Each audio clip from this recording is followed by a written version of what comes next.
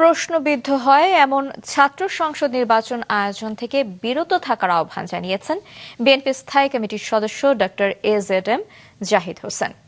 জাকসু নির্বাচনের কথা উল্লেখ করে তিনি বলেন, প্রহসনমূলক নির্বাচন আয়োজনের মধ্য দিয়ে স্বৈরাচারকে পুনর্বাসিত করা হবে।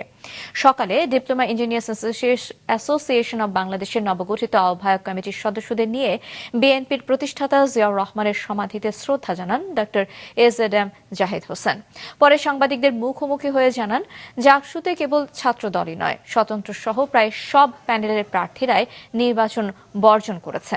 কোনো পক্ষের দিকে হেলে পড়া থেকে বিরত থাকতে নির্বাচন আয়োজকদের প্রতি আহ্বান জানান তিনি। ডক্টর জাহিদ বলেন, গণতন্ত্রকে বাধাগ্রস্ত করে বাংলাদেশকে পিছিয়ে দেওয়ার জন্য অনেক ষড়যন্ত্র হচ্ছে। এমন কোন নির্বাচন আয়োজন না করা যে নির্বাচন নিয়ে মানুষের মধ্যে প্রশ্ন আসবে, মানুষ দ্বিধাগ্রস্ত হবে, মানুষ নির্বাচন থেকে প্রতিদ্বন্দ্বী দলসমূহ সরে যাবে। কাজেই কোনো বিভাজন আপনাকে আমাকে শক্তিশালী করবে না।